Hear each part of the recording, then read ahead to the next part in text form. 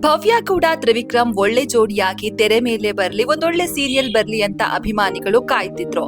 ಇದೀಗ ಆ ಆಸೆ ಏನೋ ನೆರವೇರ್ತಾ ಇದೆ. ಆದ್ರೆ ತ್ರಿವಿಕ್ರಮ್ ಬೇರೆ ಧಾರಾವಾಹಿ ಮಾಡ್ತಿದ್ದಾರೆ, ಭವ್ಯ ಗೌಡ ಅವರು ಕೂಡ ಬೇರೆಯದ್ದೇ ಧಾರಾವಾಹಿ ಮಾಡ್ತಿದ್ದಾರೆ. ತ್ರಿವಿಕ್ರಮ್ ಮುದ್ದು ಸೊಸೆ ಧಾರಾವಾಹಿಯಲ್ಲಿ ಮಿಂಚ್ತಾ ಇದ್ರೆ, ಇತ್ತ ಅವರ ಗೆಳತಿ ಭವ್ಯ ಗೌಡ ಕಲರ್ಸ್ ಕನ್ನಡದಲ್ಲೇ ಮತ್ತೊಂದು ಧಾರಾವಾಹಿ ಮೂಲಕ ಬರಲು ಸಜ್ಜಾಗಿದ್ದಾರೆ. ಇದ್ರ ಹೀರೋ ತ್ರಿವಿಕ್ರಮ ಅಂತ ನೀವು ಕೇಳೋದಾದ್ರೆ ಖಂಡಿತವಾಗ್ಲೂ ಇಲ್ಲ.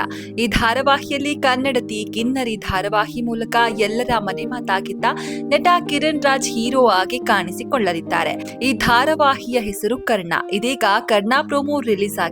ರಂಜಿನಿ ರಾಘವನ್, ಮೋಕ್ಷಿತಾ ಪೈ ಹಾಗೂ ಭವ್ಯ ಗೌಡ ಈ ಮೂವರ ಹೆಸರು ಜೋರಾಗಿ ಕೇಳಿ ಬರ್ತಾ ಇತ್ತು.